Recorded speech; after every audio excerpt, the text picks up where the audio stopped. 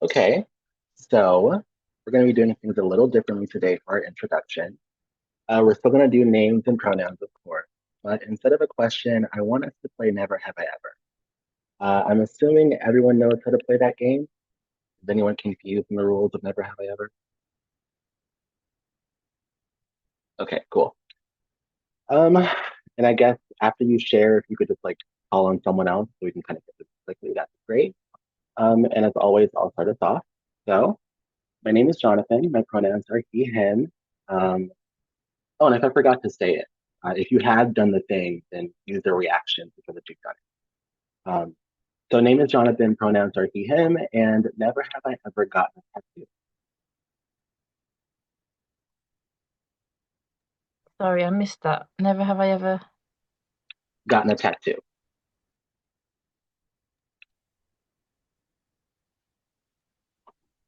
Whoa, that's Wow, crazy. Yeah. a lot of tattoo people. Yeah. Oh, you all, everyone but me. Okay, I'm a little tattoo virgin. um, I guess follow up for each of you. How many do you have and your favorite?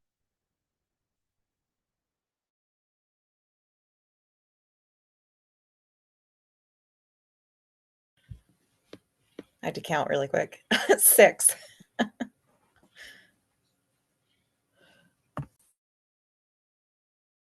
Five, five, and the Archaeopteryx on my leg. I have three. I've got four, and my favorite's probably the soy milk carton on my back.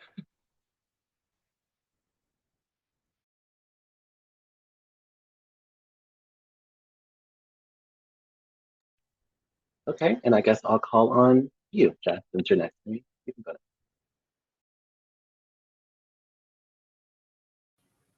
I'm sorry, you were cutting out a little. Did you call on me? Oh, yeah, sorry. I'll get Oh, closer to the mic. Yeah, I called on you. okay. Hi, everyone. I'm Jess. Pronouns are she, her, and never have I ever broken a bone.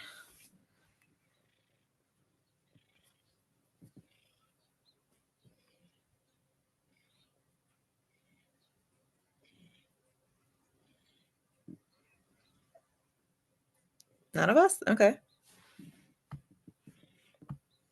And if you can just call on someone. That'd be Okay. Grace, let's go to you. All right. My name is Grace. My pronouns are they, them, and I'm trying to think about something I haven't done. So, uh, I have never, um, yeah, this is tough. I haven't,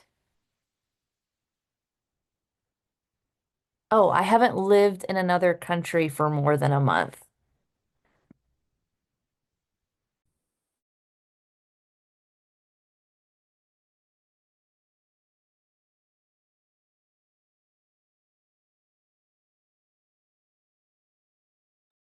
Ooh, exciting. What country? I lived in Kuwait in the Middle East for about a year when I was a child. Um, Wow. yeah. Wow, that's cool. Interesting. Neat. Well, at least I got one person. Yeah, I've never done it. I'm gonna pass it to you since I'm gonna pass it to you, Melissa. Okay, thanks.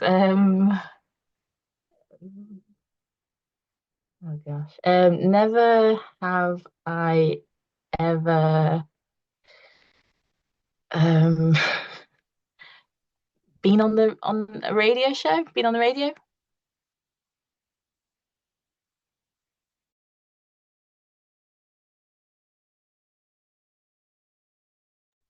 Ooh, please tell.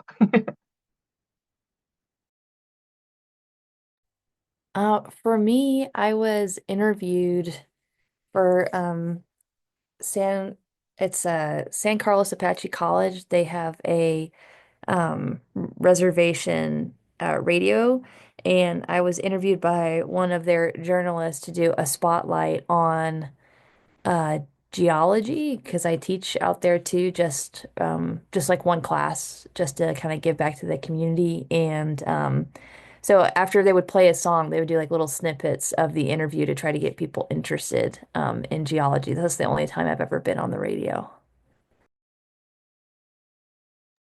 That sounds cool. Just a quick check-in. Can everyone hear me? Do I still sound distant or far away? I can hear you. You sound good to me. Yeah, you sound good. Yep. Cool. Um, yeah, I used to actually host a radio show when I was in high school. I interned for a local radio station as a journalist, and I used to interview people all the time. So I was on the radio probably once or twice a week for about 7 or 8 months. The recordings are out there somewhere. Please don't look them up. They're very bad. I was like 15 years old, nervous on the radio for the first time, but yeah. Okay, Melissa, if you can just call on someone else, I believe we still have Michael or Crush who haven't shared yet. Thanks. Yeah, Michael. All right. Hey guys, my name is Michael. I use he, him pronouns. And never have I ever dyed my hair. Seriously, no one's dyed their hair? Oh, okay. Do either of you have like a favorite color you've dyed it or anything fun or crazy? Purple for me. I went like blonde with my normal like very dark undercut, but I think like this r rainbowish like mermaid purple that I got before was lovely, but you got to be careful when you dye your hair because sometimes the bathtub will be purple after you take a bath if it's too soon after you've dyed your hair. So Very cool. I think that just leaves you, Crush. Hi guys, my name is Ashley, but I go by Crush. Pronouns are she, her, and never have I ever had a desk job.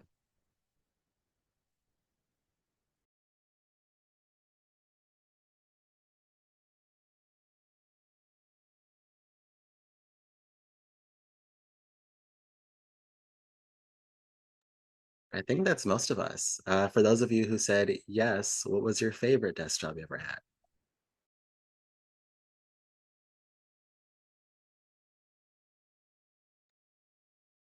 Uh, I guess for me, it's my current desk job, which is mostly like math and writing code.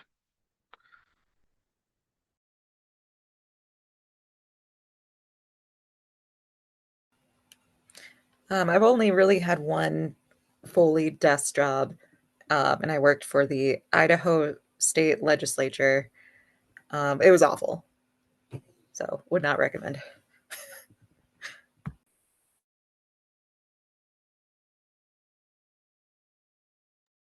I guess it was in the same charity that I'm in now, but a different job as a volunteer coordinator. That was nice. The volunteers were really lovely. So yeah, it was a nice desk job.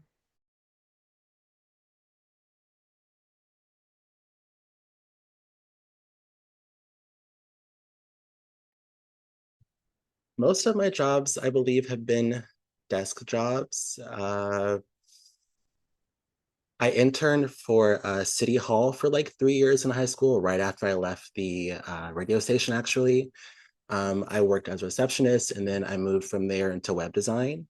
And both were desk jobs. And I loved them. I love the quietness of having a cubicle. I don't know. I think it's so like silly, but I love clerical work. If I could do it again, I would definitely go back to working in an office. Okay, so let's go ahead and get into the book. So I'll ask, what did you all think of this month's book, I Will Greet the Sun Again by Khashayar J. Khabushani?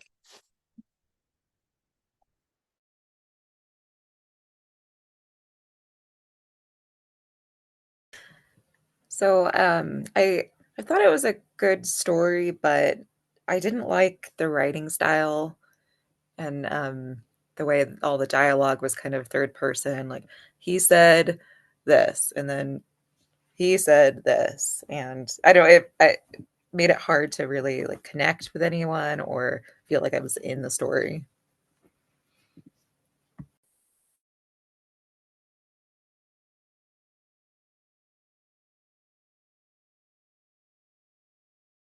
Yeah, I also liked it. I did find it difficult to get into the style of writing. But overall I did I did like it. I think towards the end, um, I suddenly loved it.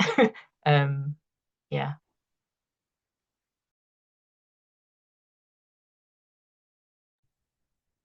Yeah, it had its moments for me. I would say that if it wasn't for it being with a book club, I probably wouldn't have finished it, or I would have probably picked up another book and then tried to finish it later.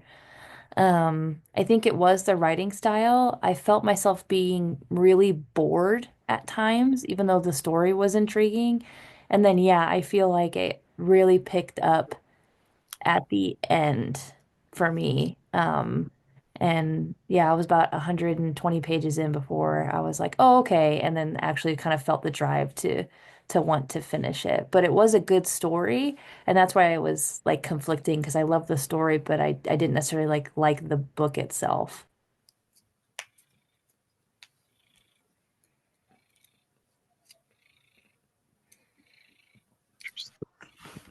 I'll say that I enjoyed it for the most part, but I also always find positive redeeming qualities in all the books we read, even when they're not that great.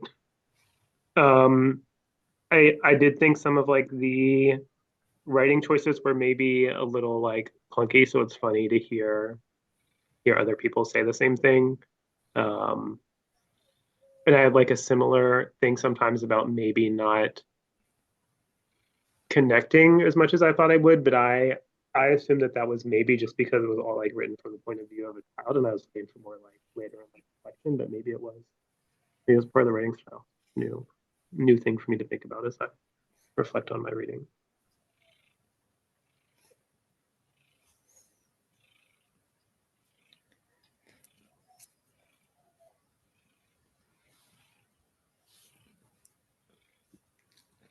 Go ahead, Jess.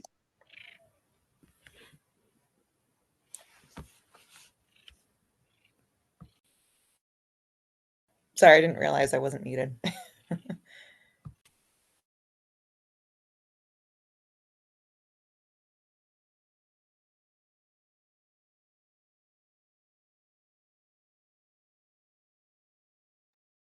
Do either one of you want to share, Jess or Crush? Well, for Oh, I think me, you already I shared. just got in the I just got in the book club. So the library just got the book yesterday, so I just got it. And I am just starting it where I'm like at the birthday party in the beginning of the book. So I was hoping you guys weren't gonna like ruin it, but no spoilers, but so far it seemed pretty good. But now that everybody's talking about it's gonna get boring, but I'm still gonna read it.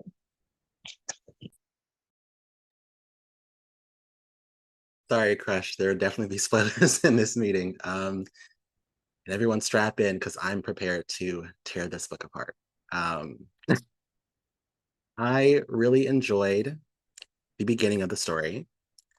Um, I will say I liked it a lot because a lot of the setting and a lot of the scenarios and whatnot reminded me a lot of my own childhood. I grew up loving spelling bees. I grew up in apartments, playing in the courtyard, barbecuing there, all of those things. Um, and then we get to Iran. And of course, the book's tragedy happens. I won't get into it now. We'll get into it later. Once that happened, I was done with the book. Um, yeah. And it's interesting that you guys say it picked up for you towards the end. I, ugh, I could barely get to the end. I finished it eventually, but I was like, I was hesitant the entire time. So, okay. Well, I'm glad to hear that you guys got something out of it. That's good. Okay, so let's talk about our, I guess, our only real main character. Um, Kay. General thoughts on Kay as a character.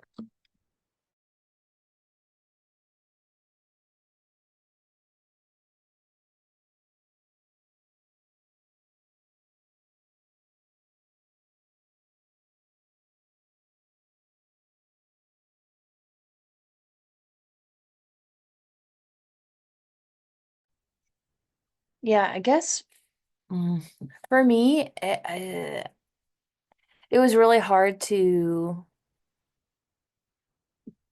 yeah, I feel like the reason why the book picked up for me at the end is because he was finally like 18 or so. So you could kind of understand like where he was coming from and, like the kind of childhood or like having siblings like in a room. And I thought the character was a, not basic, but it felt a little. I don't know. I didn't feel very attached to anybody. And it felt very basic, like a basic gay tragedy, I guess, and yeah, so what I didn't like but wasn't in love, and so I just kind of muddled my way through and went, "Oh, okay," at the end is kind of how I felt about that character.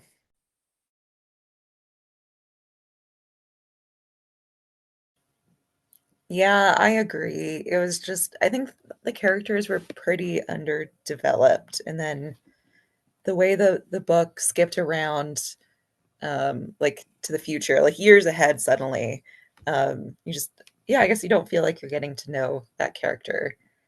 Like, okay, he liked basketball, he had the trauma, the gay stuff, like it's kind of basic gay tragedy. Is that what you said, Grace?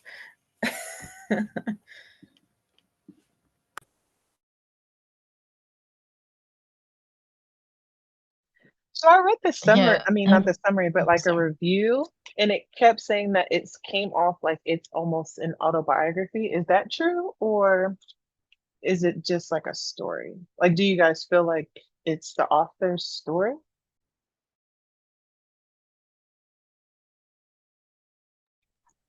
I did wonder that when I was reading it because I thought, I know it doesn't, I know things, stories don't have to be just because they seem very, it seemed, I feel like I could only excuse a lot of a lot of it if it was autobiographical, which I don't know if that's a bit harsh, but all the way through I was thinking, well, maybe this is based on, well, I'm sure it's based on generally on, the author's background, but I felt like, are they representing, some true events, which then that kind of makes more sense, and I maybe would say I'd enjoyed it a bit more, but yeah, I think that's why I found it hard going as well because it just seemed to meander so much. And yeah, I feel like same as what Grace and Jess were saying, I couldn't really connect to the characters. But yeah, maybe it was autobiographical. I don't know. Yeah, I thought maybe it could have been because as I was reading the story, I read the author's um, biography in the back, and he was raised in California, went to Iran for a little bit as a kid, and then came back. And I was like, okay, so I'm assuming this is you because literally your biography in the back is the story synopsis on the front. And yeah, so I think me knowing that before I kind of got into the trauma part of it, um, helped me because I thought maybe it was also the author's way of like navigating his own situation through writing this book. But then the reason why maybe it wasn't as connected is because the author was having a hard time writing his own story, and that's why I kind of felt disconnected. I don't know, but yeah, I think partially for sure because, he was an Iranian American and the kid in California and all that.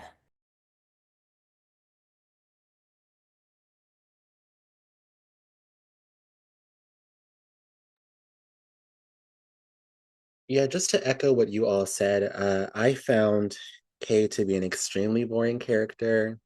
Feel kind of bad saying that because he's a child for most of the story, but unfortunately, I found him very boring. This book reminds me a lot of when we read uh, Johnny Appleseed back in November of last year.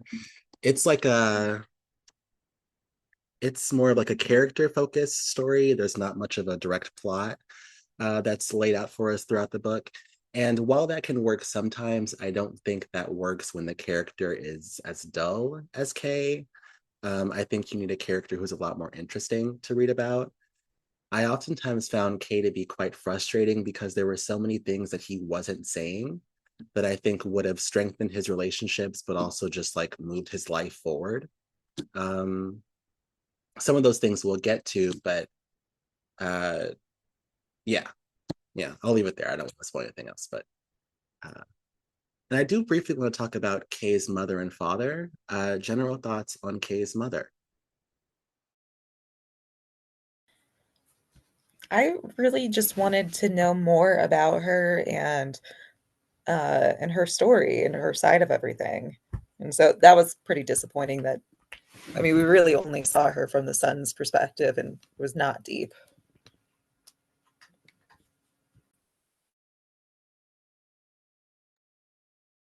Yeah, I did feel kind of the same way about the mother that I just wanted like a little bit more. And we got like a tiny, tiny glimpse when we met the sister, but even then it wasn't really anywhere near as much additional information as we got about like the dad or his background or anything.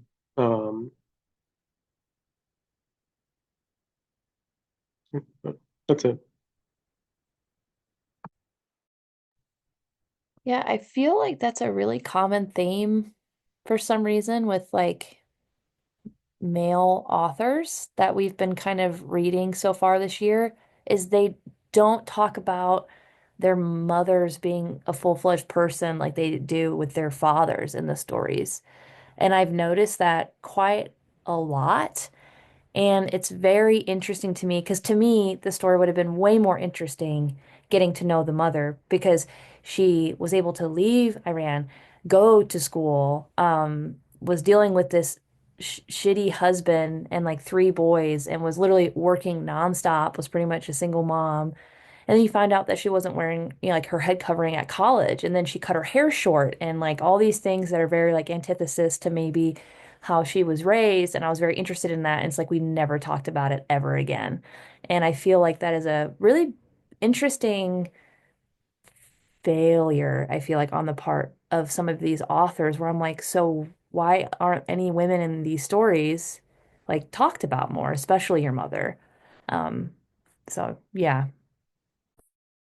Yeah, I'm glad you mentioned the faith part, Grace, because there are so many times in the book where even the boys on their own are like so devout to like some Muslim traditions, and then like there's just yeah, there's no conversation or acknowledgement that like oh like our mother doesn't do this, like we like don't care, or like there's just no acknowledgement at all about what happened. And that was kind of weird.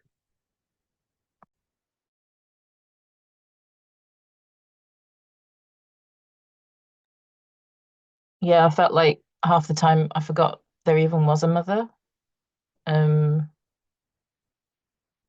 on the one hand, it was kind of I don't know. I kept trying to give the book the benefit of the doubt the whole way through, thinking, well, we're seeing it from the child's point of view, and you know, this is a working mother, and she's not around because she's got a lot on, But it just felt like there were so few moments of connection between the children and their mother, and yeah, as others have said, it felt like she was just not portrayed in a whole. She wasn't whole. She didn't feel like a whole character, and that just felt like a real miss and a real shame. Yeah.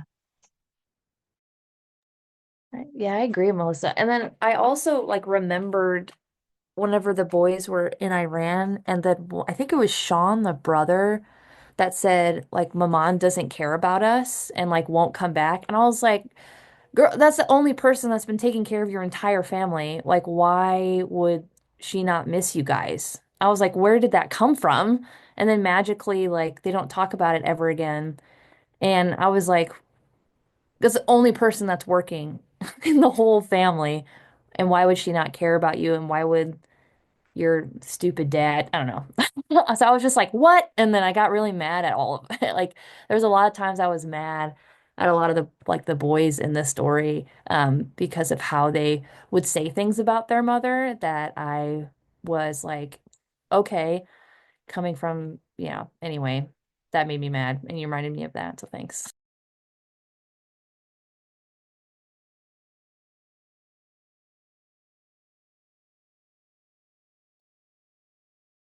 Yeah, I will say that out of all the characters, I think I liked the boy's mother the most. I think she was a character who had the most interesting story, and honestly, I would have preferred to read a book from her perspective before I would read it from anyone else.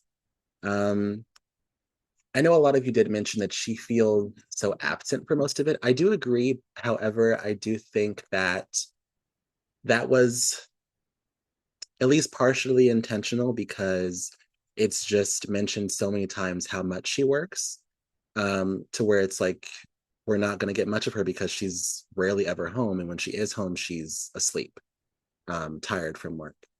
Um, I would have loved to know if the mother views, if she's so dedicated to work because she views work as like an escape. I know, Grace, you mentioned the boys feeling as if the mother didn't care for them or didn't want them. That's why she was so willing to let them go to Iran. I would have loved to know maybe she was secretly happy. She was finally free. We know that she only really married the father to escape from Iran and go to America to have this new life. But just based on the way the father behaves, the kind of husband he is, and the kind of father he is, she was probably miserable. So I think maybe secretly she was like relieved. Finally, everyone's gone. I can live my life. Um, Unfortunately, we got none of that. I do think towards the end, when she and Kay are having their sort of like final conversation, heart to heart, we get a little bit of who she really is. But unfortunately, like many things in this novel, I don't think that was explored deeply enough to be satisfactory for me. Um, Now, unfortunately, I hate to do it, but let's talk about Kay's father. General thoughts on Baba in this book. Well, I immediately disliked him and felt very vindicated uh, when we learned why. But like, there's just always something off about him. A lot of it was obvious. Like, okay, he's not working. He's claiming to be like the best. What was it? Architect or engineer in the country, and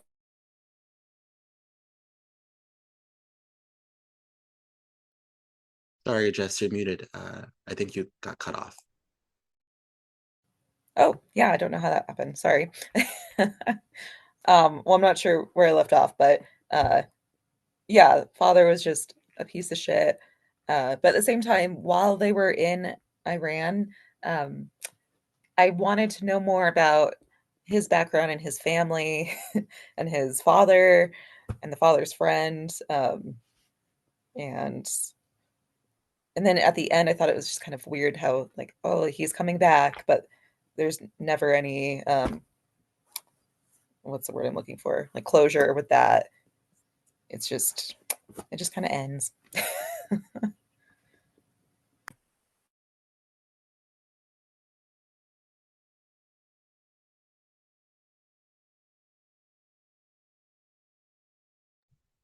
Yeah, throwback to last month. A whale should have eaten him and we should never see him again. That's how I feel about the dad. Go go away. And just go far, far away. Because I'm assuming, not only is he an abuser, has a gambling problem, quit his job, and just is just awful. I was so happy whenever, he just stayed in Iran and just like stayed there so the family could at least not have someone leeching off of them all the time, from their family. So I guess if we had to put it in one word, it would just be one big long boo. Boo.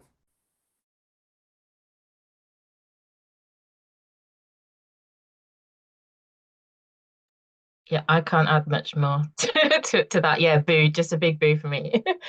Yeah, just terrible on every level. Yeah, I don't know that I have much to add, but I did, just because I mentioned it for the mother too. I had so many instances where I was torn because there were so many times where he's like pushing all of these like traditional family values or like faith-based things, and obviously is not like actually living those things out. It's just so confusing for like a reader, but I'm sure like especially for the kids, probably even more confusing to know like what's really important.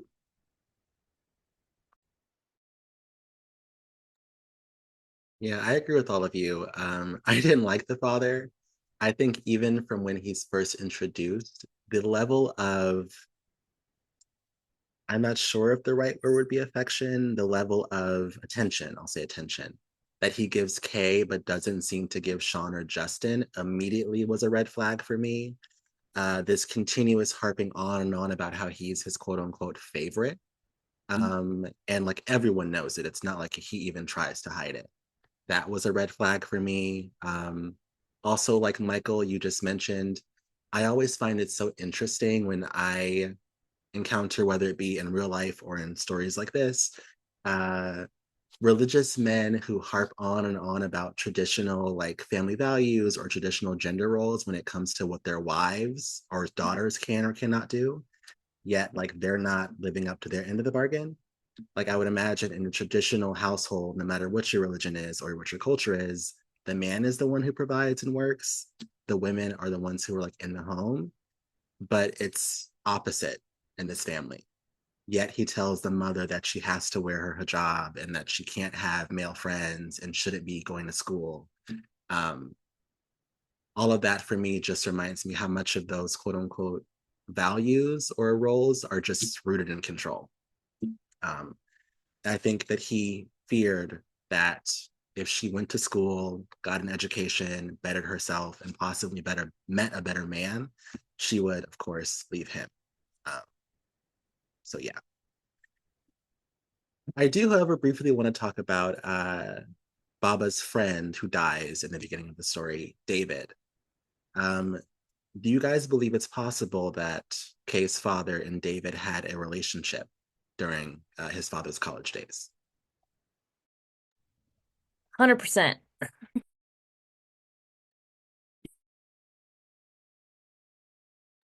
So yeah, I thought the same thing immediately, but then I tried to be like, no, not everyone's gay, don't do that. But I agree with Grace. Definitely thought that there was like something there, and I don't think there was any like explicit thing in the text. I just had like a feeling based on some of the other, I don't know, like ways he acted and like the special attention towards Kay and those kind of things.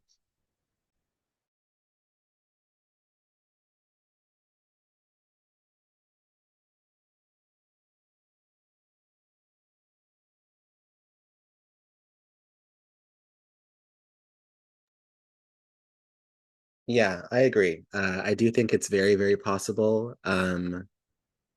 especially considering the way that Baba talks about David. I don't hear him talking about Kay's mother that way, how much he misses him and how close they were and all of that. And then how angry he was or upset, angry, whatever, when David dies, saying how he should have went to go see him, like he kept asking him to. And then there's that photo that he keeps in his wallet. And Kay mentions his father doesn't have photos of any of them in his wallet, yet he has that one. Um, and then of course, I guess another like dead ringer that at least David is probably gay is David is involved in theater. And I was like, okay, this is probably a gay man. Um, so yeah, I think it's more possible than not that they were having a relationship. Um, now let's talk about this briefly. I don't want to spend too much time on this, but it's a main plot point in the book, so we have to talk about it anyway. Uh, let's talk about the abuse, the sexual abuse that Kay receives from his father. What was your reaction to that?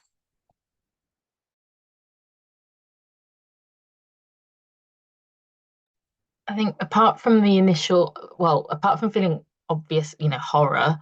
I felt really angry that this was happening in Iran, and it was this feeling of Iran. Then I don't know. Apart, and maybe we'll get to talk about the auntie or the aunt later, but the aunt felt like a very positive part of this of their experience in Iran, but it just felt like everything to do with Iran and that experience, that this 3 months of them, we hate it, we want to go home and all of that. It just felt like it was all wrapped up in, or it made it obviously 1,000 times worse with this happening. I was just horrified. I just thought, oh, so Iran's this evil place where evil things happen, and um yeah, it just, yeah, I don't know. I was unhappy with, yeah. I'm not saying I would have preferred it to have happened in the US. I don't know. I don't know. I just felt, oh, come on.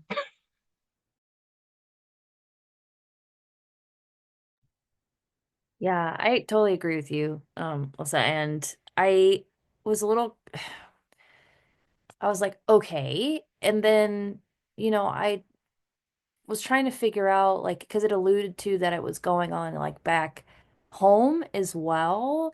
And then, especially whenever, Kate tried to talk to his brother about it, and then they were just like, meh, and then moved on. I was like, what is happening with this family?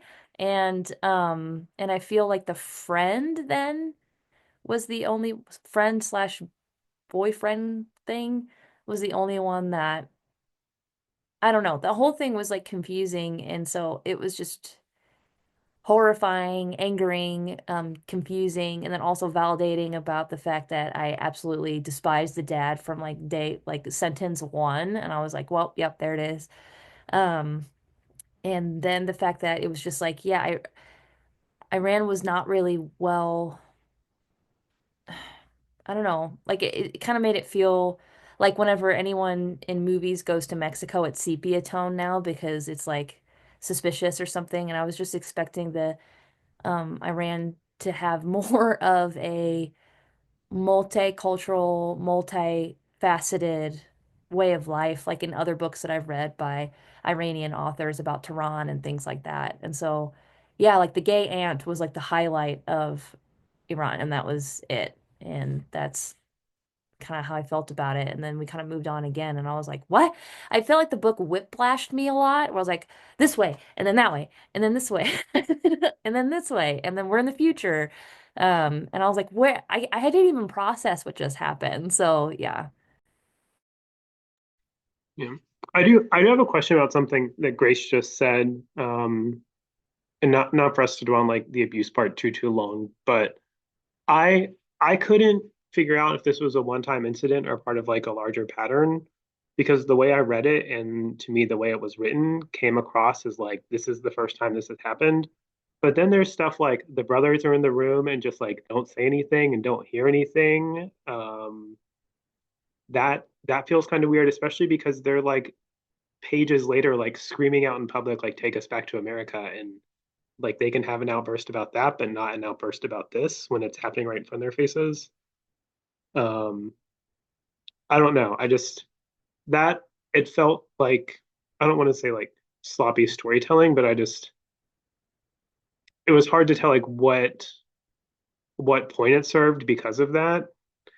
I don't know, but just it part of it was very confusing because I couldn't tell how it came about necessarily or like where it fit into like a larger timeline in this relationship with the dad.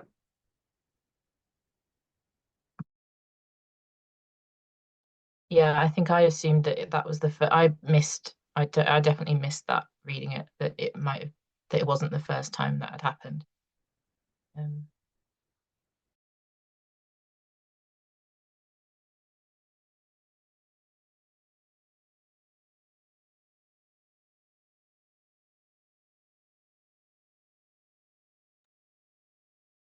Yeah, I'll say I had the obvious reaction discussed.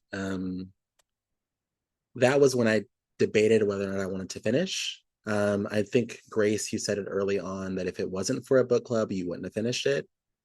This would have been my stopping point. Um, I do think that the moment of the abuse we get in the story is the first time. I got a lot of genuine shock from Kay's perspective. Like he was just totally unsure what was happening. Um, so I do believe that that was the first time. I was curious, like Michael said, was that the only time? It's the only time in the story that we get, but we also do skip through that portion of Kay's life quite quickly. And we're not following day to day. We like skip sometimes weeks or like even a month ahead. So I do think it's possible that he was abused more than once. Um, I am curious, however, uh, do you guys think that the other brothers knew? I remember Kay asking Sean when they were playing basketball and they get into their big fight, why didn't you stop him? Do you think he was alluding to the sexual abuse? And do you think that Sean and Justin knew?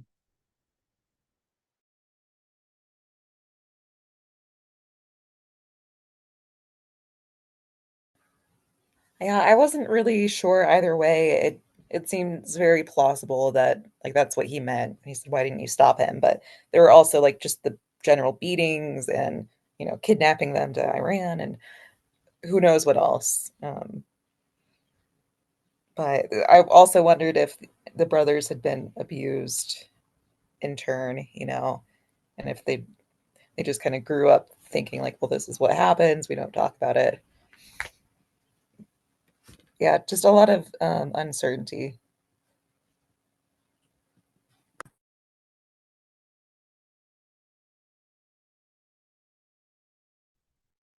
Yeah, I was confused, and that's why I was kind of taken aback. I thought, Kay was alluding to Sean, like because they all had to sleep in the exact same room together, and a lot of them were always awake, and they couldn't go to sleep because of like the cockroaches or whatever, and they were like super sleep deprived. And so I thought Kay was asking Sean why he never stopped his dad whenever he would like come in because they were all in the same room. Um, so I thought that is what they were alluding to, but yeah, it could have been just like, why didn't anyone try to stop the dad from doing anything to anybody most of the time? But I thought that's what it was alluding to, and then Sean was just kind of like meh, and then moved on, and I was like, what? So yeah, I just expected more brotherly camaraderie, because I'm really close to my siblings because of like we always like banded together and like kind of stuck together whenever it came to like our like dad. So I was just kind of surprised that they didn't like try to protect each other more per se. Or I don't know. It was weird. So that's why yeah, probably sloppy storytelling. I'm just gonna chalk it up to that.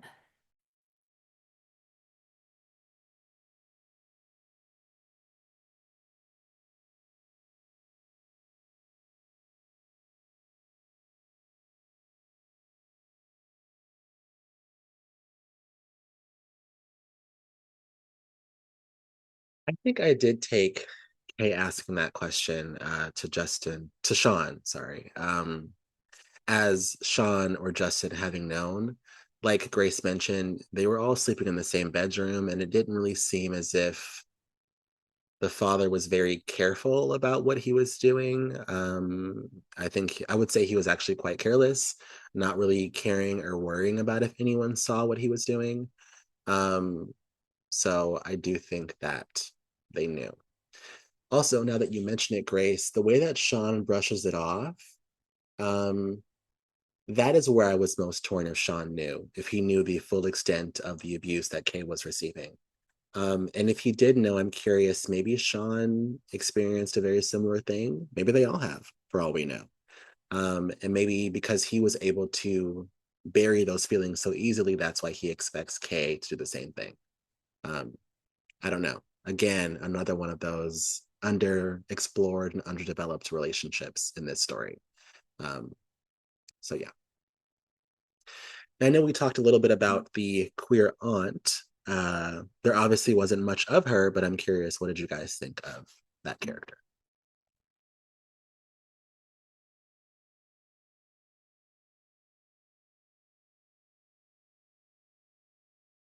she almost felt too good to be true to me at first.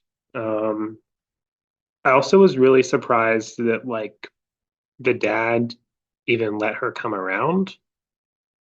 Especially like I don't know like what necessarily like social construct there is between like men and women there, but for her to be able to just show up from another town and like take the kids away felt weird to me. But I mean, at the end, I'm like glad that she was there and there was some sort of like bond with the kids and that she got to take them back.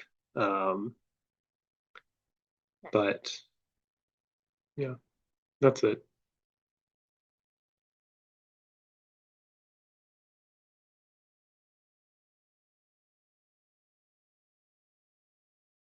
Yeah, I just wanted more of the aunt, really. Yeah.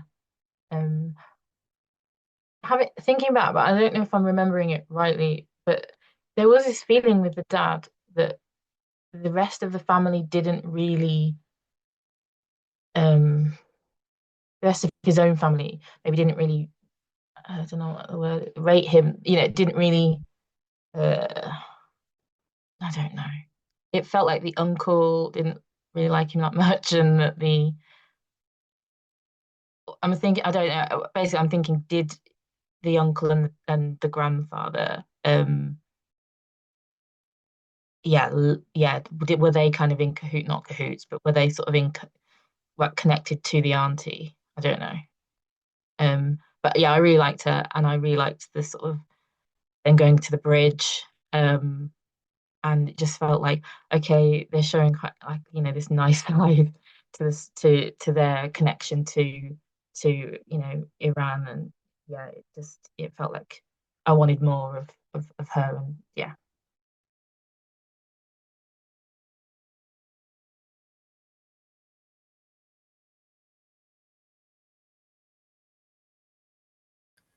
Yeah, I think you're right, Melissa, that everyone over there, including his own family, thought Papa was, um, not a great guy. And I think they did kind of collude to get the kids out.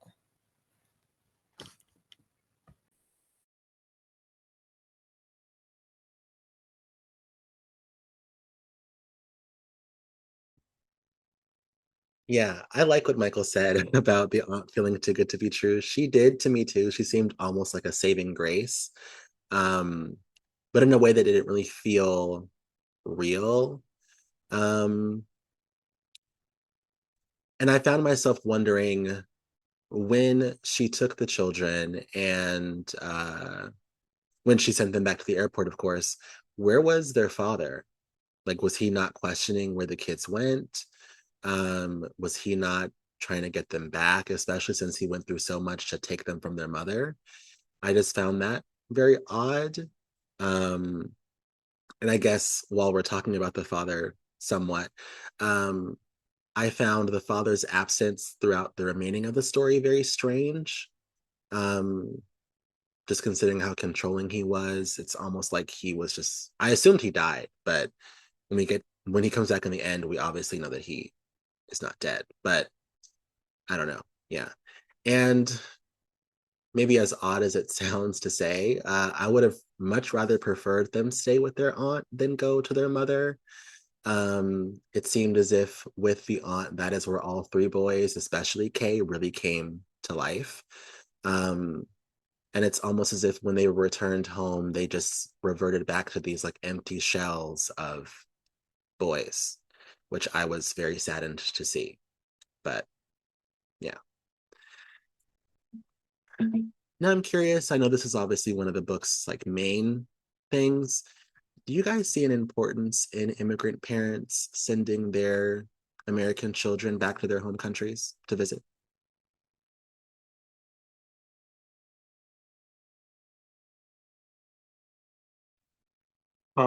I'm glad you asked this because this is one of the parts of the book that stuck out to me the most was when they're in the taxi on the way back from the airport and Kay's like pretending like the taxi driver is like related to them and he's like, oh, like I'm like a real Iranian now. Look at all these things I've done. Um, so I had kind of like a similar question in the back of my mind, like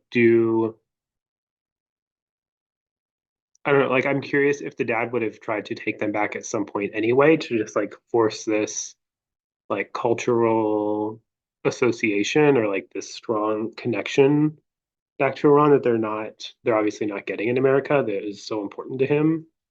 And I was a little bit surprised at how much of an impact it had on the boys at first.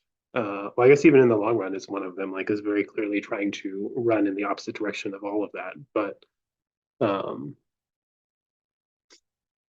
I don't know. I think that there is some like real value if you are like an immigrant or have like a specific cultural or ethnic identity to like connect back to that. I don't know that it needs to be done by like going necessarily all the way back around the world, but at the time when this is set to, I don't know if there are really like many other options for like getting such an authentic experience because I don't think it's really written in time where they could have like gone online or had a lot of real exposure aside from like the radio station their mom listened to or any other Iranian people they may have known in California.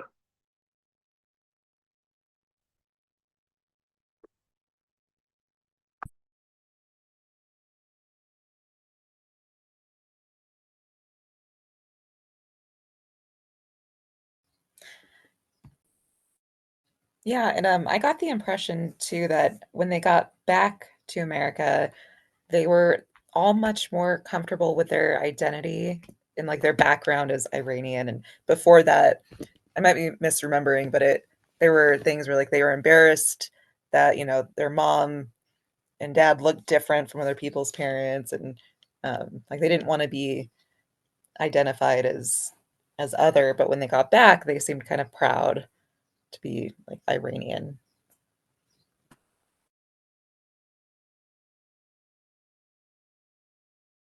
Yeah, I just based on what my friends have told me whenever they're, like trying to like find their roots as an adult or from like their parents that going back and visiting their like the country like maybe their grandfather or even their father was from was really powerful and to kind of show them like how the roots connect back to where they are now, almost like a everything's connected and then seeing so many people that look, I think, exactly like me can have a profound effect. And so I think it is important for a lot of folks to at least explore their roots in that way to try to help them identify how they are now, like now, especially, first generation, I think, especially they're stuck between two worlds where you have someone who's traditionally from another country and then, you feel completely like the boys did in the beginning, like American and then almost embarrassed and ashamed, but then going to visit a place where their family's from and feeling that familial connection to bring it back with them, to kind of round out their multicultural experience. Just with the friends that I've had, I think it is important, just not to be kidnapped into doing that, I think is also really important. So I think that was a very interesting thing about the book is that it wasn't like I want you to experience your family. It's like kidnapped. Now I'm thrusting you into this situation and making do. So, um, yeah, so I would say, every person should be able to explore their roots and to determine what they want to do with it.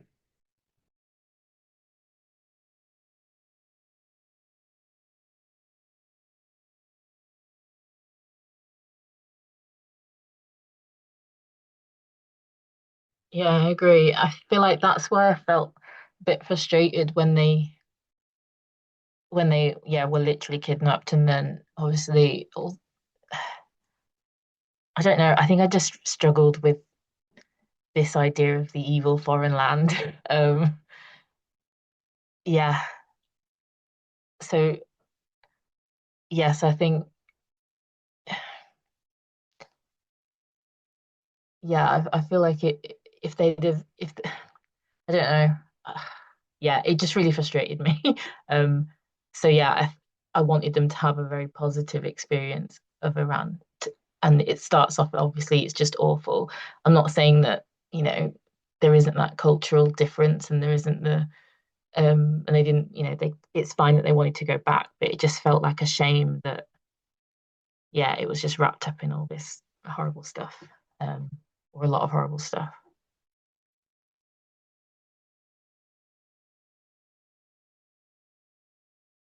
Yeah, I will say that I do think there is a heavy importance in doing so. I think it's quite obvious in the beginning of the story, just how, like some of you were saying, how ashamed or how separated the boys felt from their Iranian heritage. I remember the moment where their father takes them to the mosque and they're praying.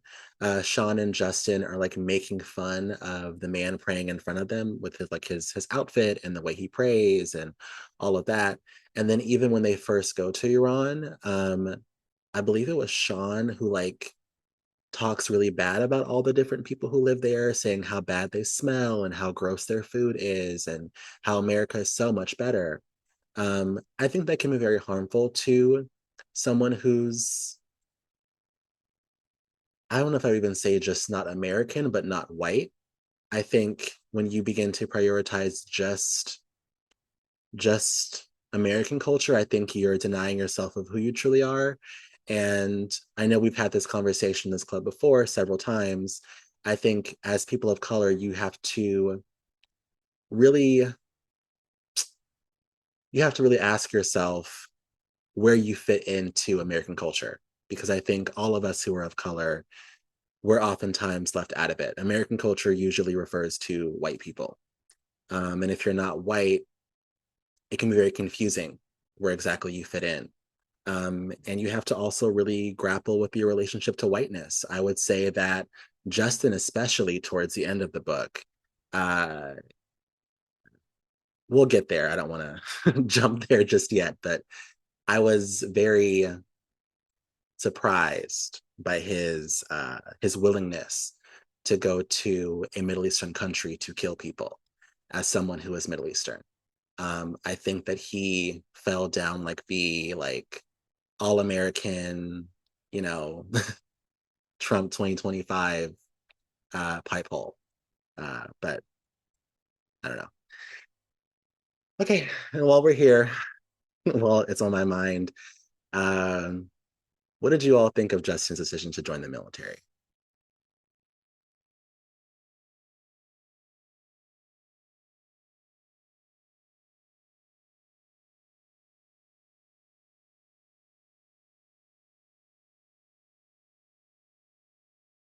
I was shocked.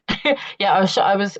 I guess, you kind of, well, you just, when you mentioned just now about the kind of idea of, yeah, the patriotism and everything that came along with that, he chose his inverted commas side, um, and yeah, made that decision. It was upsetting.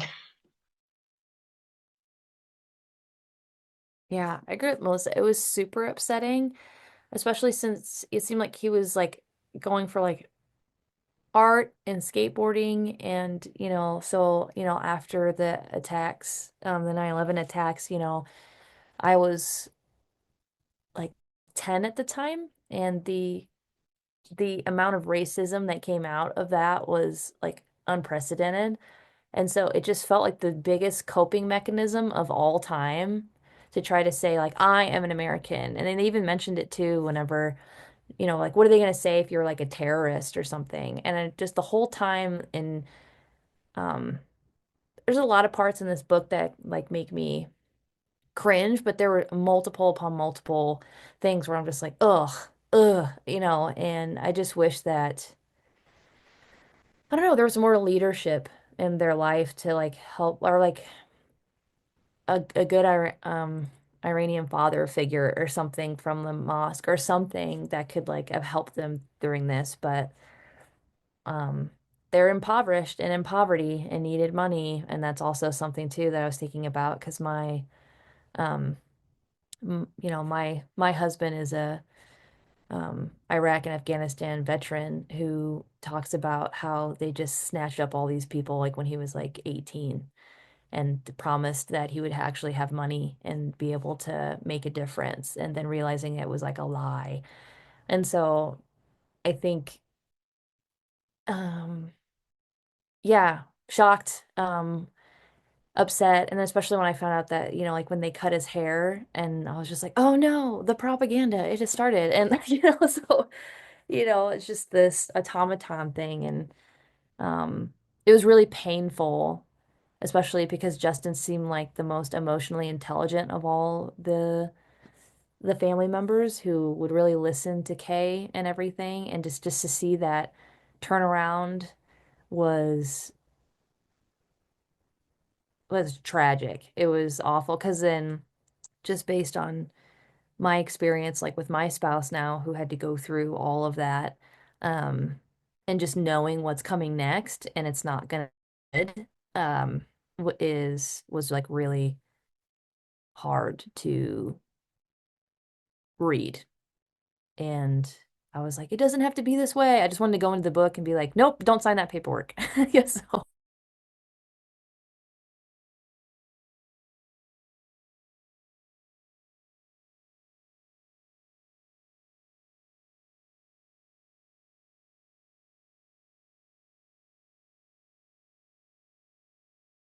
I did, thinking about Justin in the military and some of the things we've just mentioned, especially about them being in poverty, like working for the government in some way for a lot of people has been like one way to like guarantee security or like at least get some sort of foothold as a like long-term path out of poverty.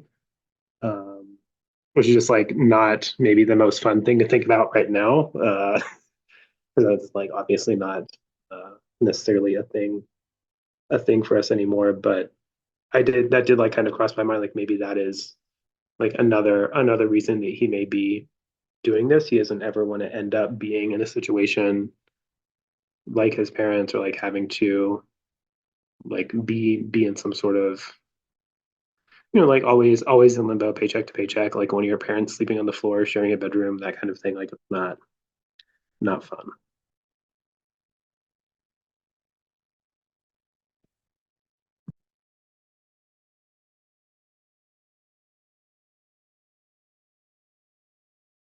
Yeah, like I said earlier, Justin joining the military was it. I don't know if I would say it shocked me, but it definitely broke my heart. Like Grace was saying, he is definitely the most emotionally intelligent one, and I do believe maybe it's kind of mean to say, but I do believe he had the most potential out of the three of them. And to see him just drop all of that to join the military was very heartbreaking to me. I could talk ad nauseum about my feelings in the military, and I won't bore you guys with that, but it was very disappointing to me. Um, and like I have said several times, I really would have loved to see Kay really have a conversation, a deep conversation with Justin about why he thinks joining the military is the best decision, especially since, like Kay points out to him, you look like the people that they are seeking to kill. Um, and that's not deterring you at all. Um, that was very shocking to me. But again, like we were talking earlier about Justin's patriotism, a lot of people who are minorities do join the military because I think for some people it affirms mm, this feeling of never feeling American enough. I know now we're talking about trans people joining the military. And as surprised as I am, there are a lot of trans folks who do want to join the military. There are a lot of Black people who join the military, a lot of Middle Eastern people who join the military, women. And it just, I don't know, I guess for them, it just really affirms this feeling of like, I've never been American enough, so I have to like prove myself by joining the military and saying I'm willing to risk my life for this country. But yeah. And I found myself mm, kind of conflicted on what Justin's motivations for joining were. And I'm curious what you guys think of this. We know that around the time that he considers joining, he's very depressed. He's just had his heart broken by his girlfriend, who I think's name was Vanessa. Um, and all of that. Like he's barely eating, he's not going out anymore. And then he gets the inspiration to join and he kind of like comes back to life. Um, do you guys think that Justin was trying to commit suicide by military? I know we mentioned suicide by cop a lot, but I think we don't talk enough about suicide by military. Do you guys think that was Justin's motivation behind joining the military?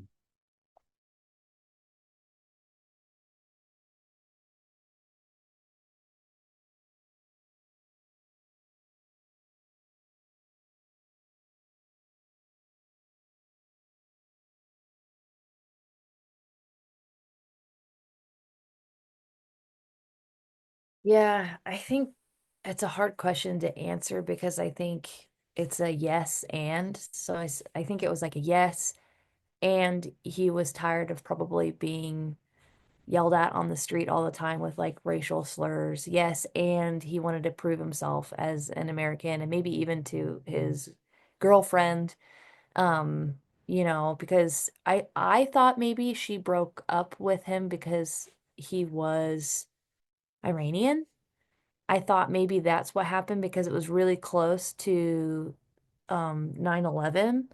And so I thought maybe that was the reason why she broke up with him because it was like a really weird breakup. And I thought maybe she was, I don't know, I just got the vibe that she might have been white for some reason, the way that he like described her. Um, and it was maybe proving himself to her, but then also not caring if he lived or died at the same time, being like, well, whatever happens, happens. Um, and yeah, because then he started like working out and doing all that macho BS also, and that he never really used to care about. So I'm wondering if like the breakup was also the catalyst for all of this too, because it was the really early stages of the Iraq invasion where a lot of casualties and a lot of people, especially Iranians were dying. Or Iraqis were being murdered in Afghanistan and stuff like that. So that's what I thought was kind of the reason. And then I think it was just like this kind of all around decision that was made because he was such like a bad place.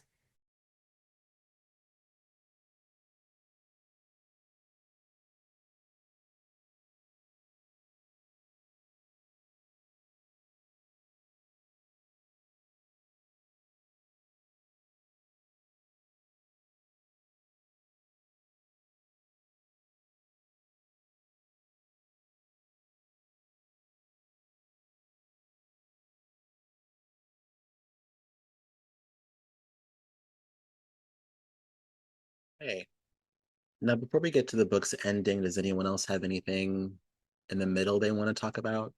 I don't really have much else, but does anyone else have anything?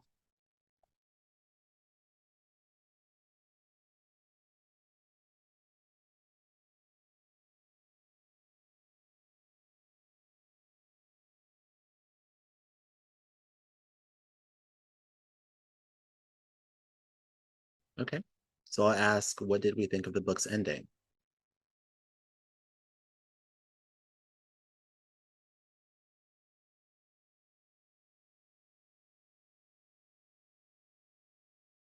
Um, I I liked the not like basic gay tragedy, or maybe was that what it was that someone mentioned at the beginning? And I do feel like some parts of the ending kind of fit into this sort of like queer memoir formula of like childhood trauma, and then we like talk about it, and then like at the end, them like moving to the city. And I was a little bit shocked that is actually what happened. I also found it a little bit strange to see him going all the way to New York when he was already in LA, but I mean, I guess if that's what needed to be done. Um, I don't know. It felt a little bit cliche to me. I didn't I didn't love it. I wanted more, but I'm excited for Kay to like be his own person, I guess. And sorry, I think someone was gonna start and I started talking. Sorry, Jess. No, you're good. Um, yeah, similar. thoughts on the ending. I actually didn't even realize I was reading the last chapter. I turned the page expecting at least one more chapter and thinking like, okay, finally, like we're getting somewhere. This guy's gonna do something. Uh, and then it's oh, okay.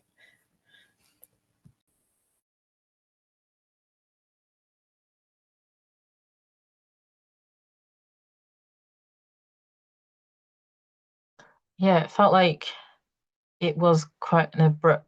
I don't know.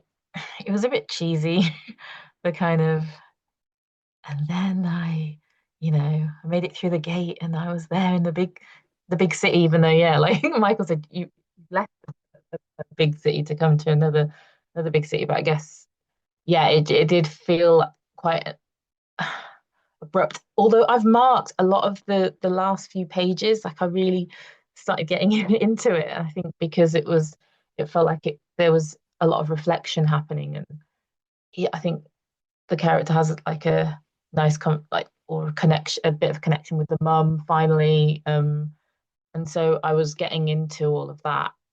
But it felt like almost like this kind of um nice wave for me towards the end, but then just stopped. So yeah, I didn't love the end. I'm glad that he didn't see his father ever again, and got away. But yeah, I kind of, on the one hand, yeah, what I wanted the book to end because I wasn't loving it, but then on the other hand, I kind of wanted it a bit more, a little bit more. Yeah, Melissa, I super agree with you. And I just thinking about it, I wonder, New York, I guess, was the farthest away he could be from his dad and still be in the continental United States. And because he said he didn't want to be around his dad when he got back because his dad was coming home. That's the only reason I can think of why maybe he wouldn't have wanted to stay in LA. And then, um, but yeah, I was just like what Jess said too. I thought we were getting another chapter after that of like him landing, or I don't know, him at least trying to go to like maybe a gay club in LA or start making different friends and then making a decision to pursue something. I don't know. Yeah, it just felt really rushed and I was just like, "Oh, okay." At the end. And so, yeah, yeah, I really agree with that sentiment too.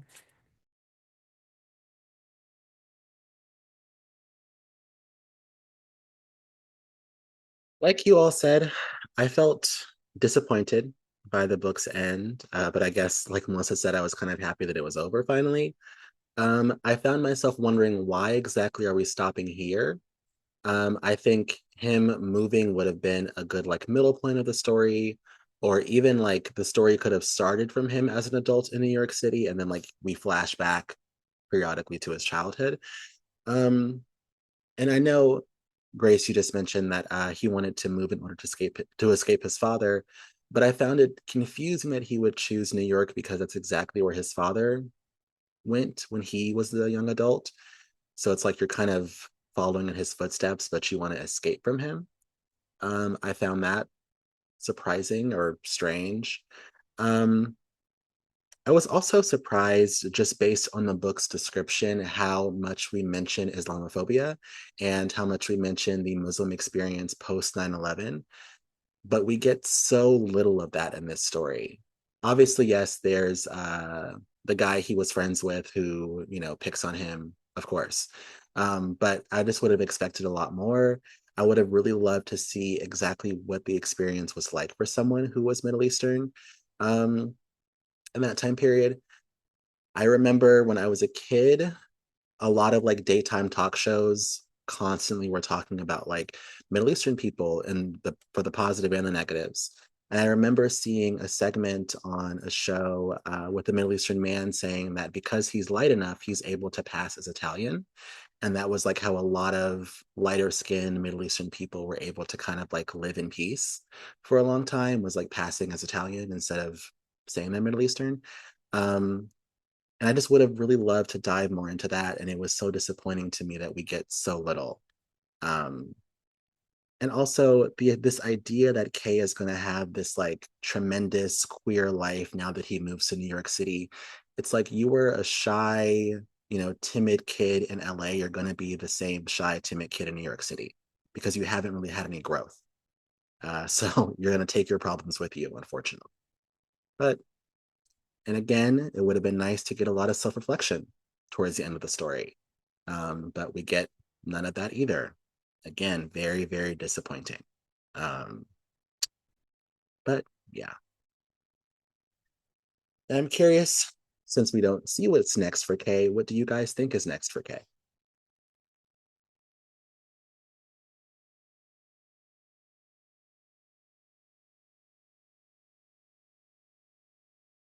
Well, if this is really autobiographical, I'm sure we can just go to Kay's website and find out. But hopefully good things. I mean, I would like some sort of like nice like self-awareness, awakening, getting to dive into some sort of like creative thing or something like really fulfilling, like rounds him out as a person and he reconciles all of this stuff with his parents and family. That would be nice. But I don't know. Maybe there's another book that we'll get.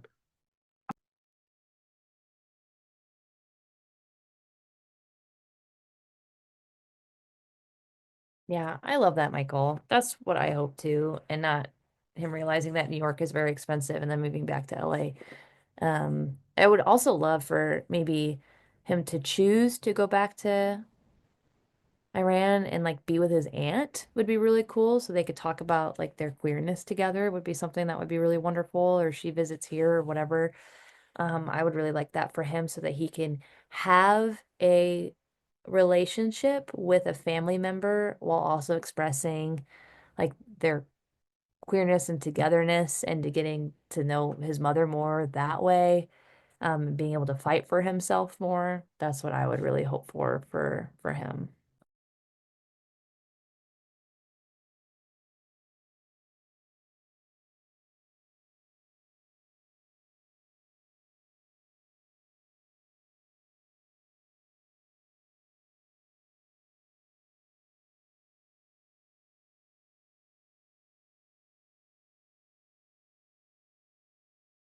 Well, I do hope the best for Kay, obviously. I think what's most realistic is just more struggle.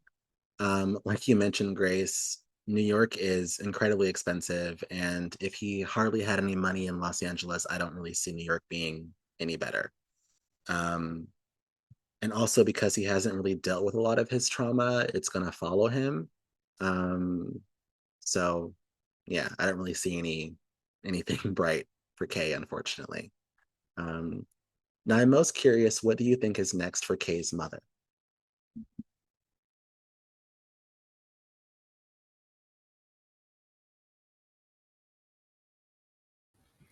I don't know. I'm very worried that the dad will come back and she'll feel obligated to stay in a relationship with him or something, and he's going to just kind of take over her life. So I really hope that she doesn't let that happen and she goes on to like live more for herself without having to just take care of her kids and work constantly.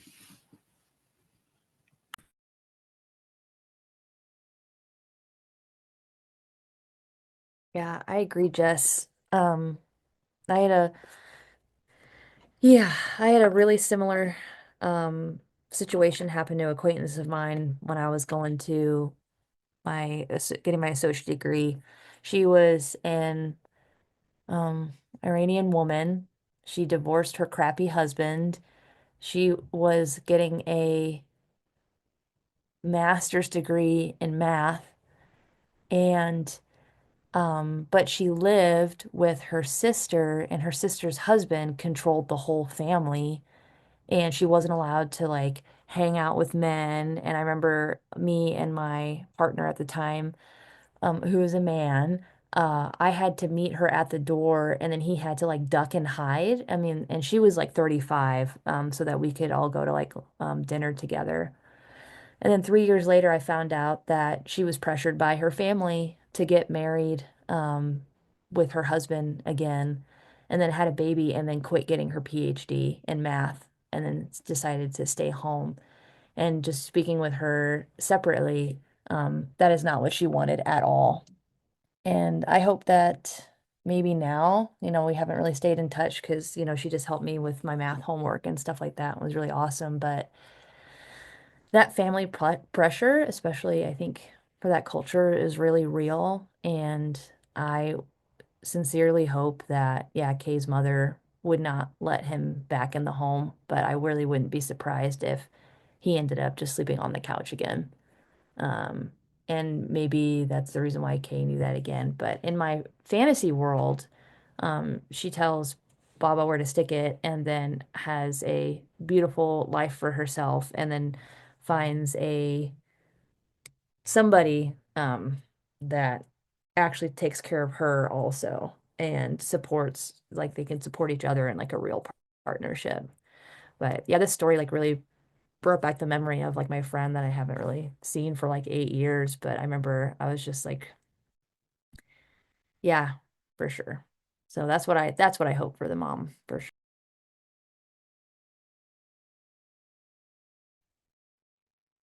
Yeah, I hope good things for the mum. Have all the kids left home at the end of the book? I can't remember because if they have, then I'm wondering if maybe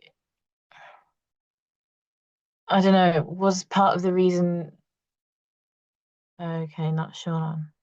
Yeah, maybe Sean would be there now that they're obviously they're grown up now. They haven't seen the dad in a long time.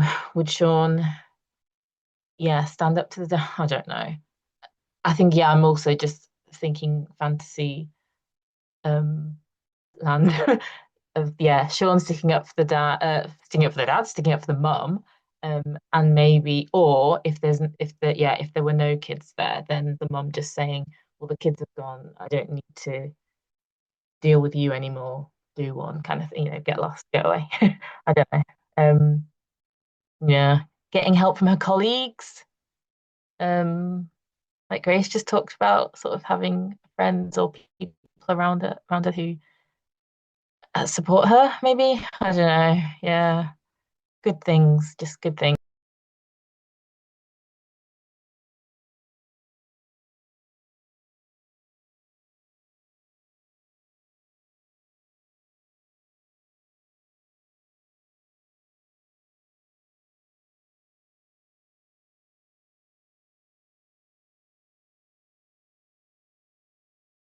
Yeah, I think that throughout the entire story, Kay's mother has experienced so much growth that she's not going to let the father back in the home.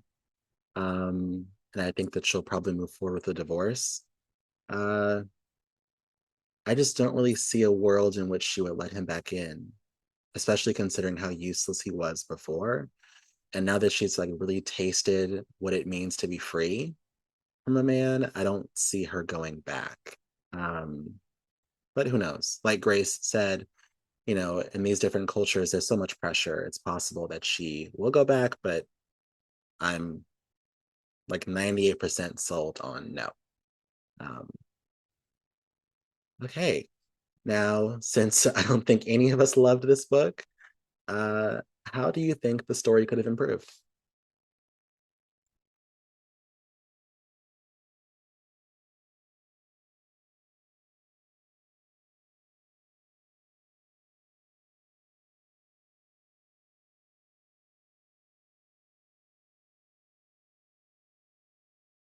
Um, I think someone mentioned earlier that like it would have been nice to maybe like see starting point as an adult and like have a lot of this be reflection or flashback. Some sort of mechanic like that I think would have helped me because in a lot of the other memoirs there is sort of this like reflection piece or like the person commenting or like putting things in a perspective like as an adult that they didn't like really see as a child or making that comparison. We didn't really get that as much here as we get just like straight like this is pretty much what happened and there is like some level of like interpretation or reflection, but it's not really like a whole lot. And I think that for me would make it a little bit of a better story.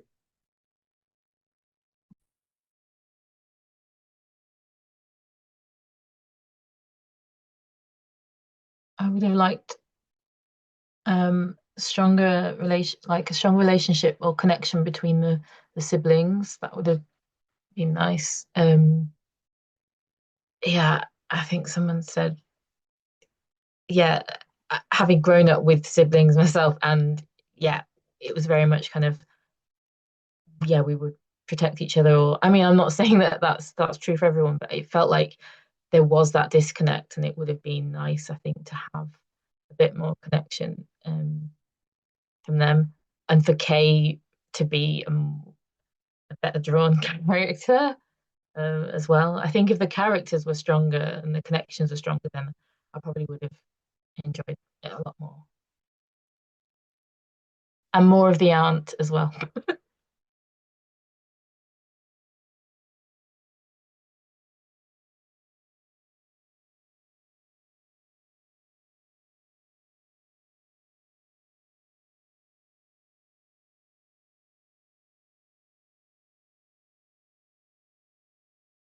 Yeah, I think there are a lot of ways the story could have improved.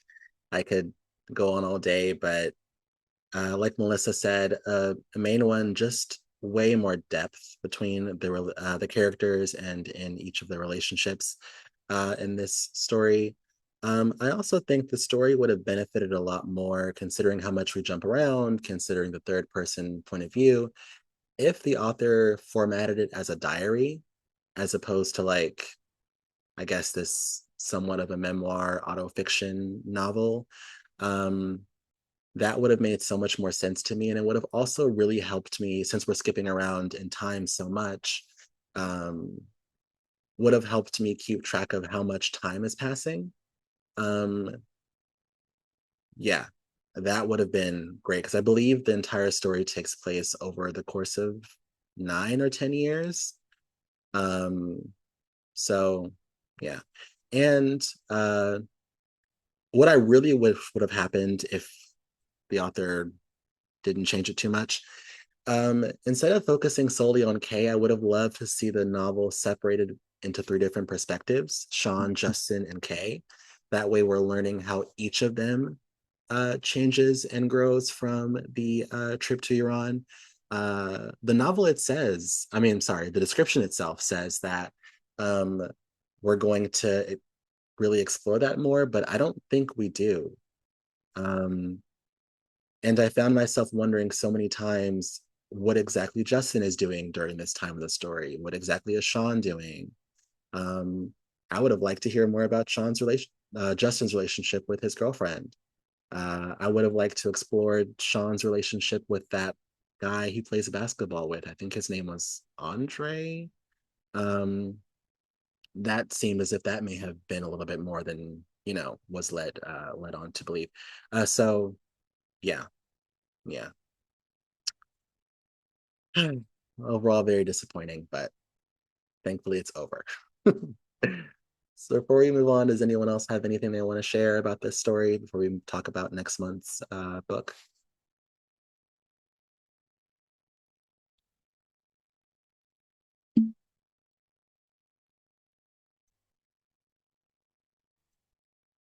No? Okay. Um, so so next month is May, which is obviously Mother's Day. I want us to read a little bit about queer motherhood. I don't think that we ever have. So I want to explore that a little bit next month. I have two options. I will, of course, put the links to the book's descriptions in the chat. And let me know what you guys think. Give me just a second to do that.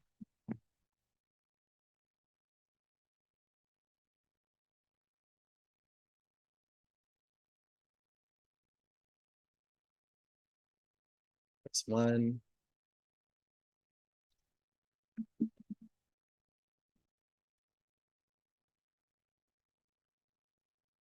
then there's the other. Read those descriptions. Let me know what you guys think.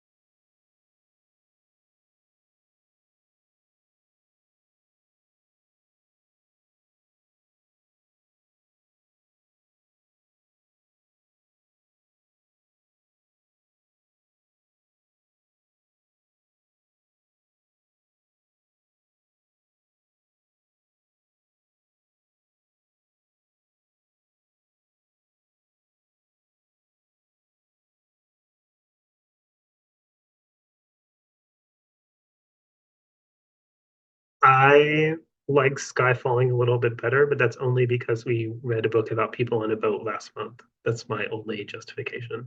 But they both sound good, and I really do like the idea of queer motherhood.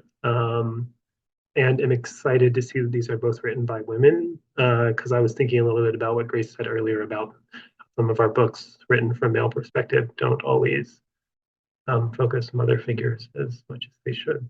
So, good opportunity for us to see otherwise. Yeah, I'll just go ahead and cast my vote too. I'm down for both, up to majority rules, but personally, I'd rather us read Sky Falling. I think for the past few months, we've read heavier stories, and from the book's description of Sky Falling, that seems a little bit lighter, a little bit more lighthearted. Whereas Boulder seems a little bit more dramatic to me. Again, down for both, but just personal preference for something lighthearted, I would go with Sky Falling. Yeah, I vote for Sky Falling, but both are seem like they'd be really good stories. My vote is also for Sky Falling. Same.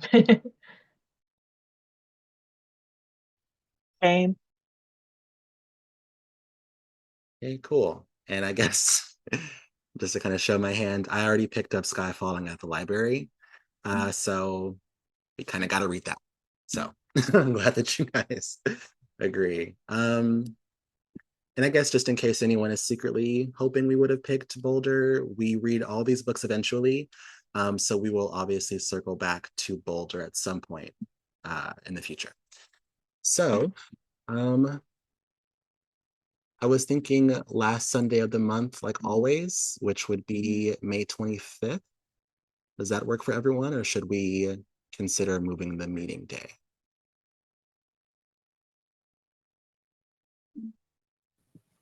I won't be available that day, but I can just join the next one.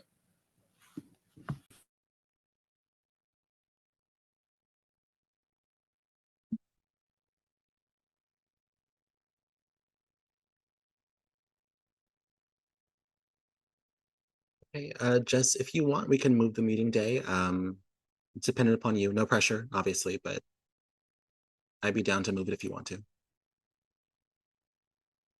Yeah, I mean, if everyone's okay with that, I do want to read the book, so I'll probably read it regardless. But let's see. Are you thinking the next weekend? Uh, I was thinking either keeping it that week and just moving the day, or we could meet the next weekend, maybe that Friday. I wouldn't be free that Saturday. Okay. Yeah, I'm just gonna have company through the 25th, so anything after that, I'm open. Is everyone down for meeting that Friday? That would be the 23rd, I believe. Is that okay with folks? Yeah, perfect. I'm gonna have to miss that one because I am traveling that day. I'll be in North Carolina, visiting a friend of mine.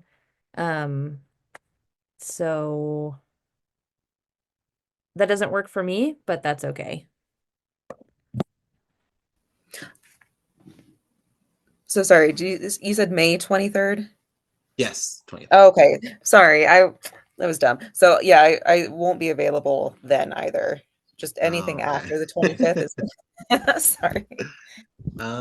Let me check my calendar. Just a second.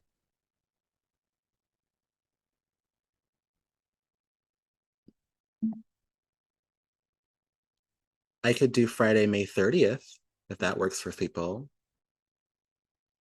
Thumbs up if it does. That works for me.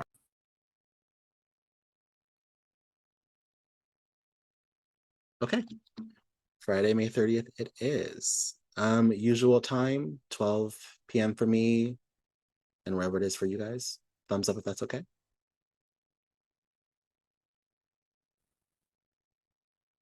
Um, Not okay for me. But I can be late. I'll just be an hour late. That's okay. Would you rather we start an hour later? We can. I'm fine with keeping the time. Maybe I'll sneak out of work early. Okay. So I'll put us down for Friday, May 30th at 12 p.m. PST, and then whatever time period is for you guys. Okay. Well, this has been a great meeting. Good discussion. I was a little nervous to come in here and kind of like ruin people's party if you guys love the book, but I'm glad that other people found themselves equally as annoyed as I was. Well, hopefully I can see you guys all next month. Thanks for coming today. And then until then, take care of yourselves. Bye-bye. Thanks, Awesome. everyone. Thank you. Thank you, Have a good month. Jonathan. Thank you, everyone. Thank you. Thanks, Bye, Jonathan. everyone. Bye. Bye. Thanks for having me. Of course.